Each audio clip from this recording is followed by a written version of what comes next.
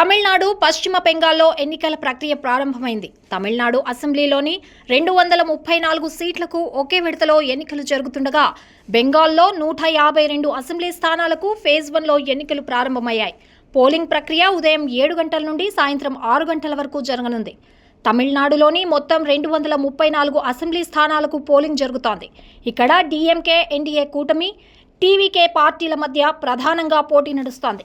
బెంగాల్లో మొత్తం 294 స్థానాలు ఉండగా ఈరోజు 152 నియోజకవర్గాల్లో పోలింగ్ జరుగుతోంది. సుమారు 3.6 కోట్ల మంది తమ ఓటు హక్కును వినియోగించుకోనున్నారు. ప్రధానంగా బీజేపీ, తృణమూల్ కాంగ్రెస్ మధ్య పోటీ నెలకొంది.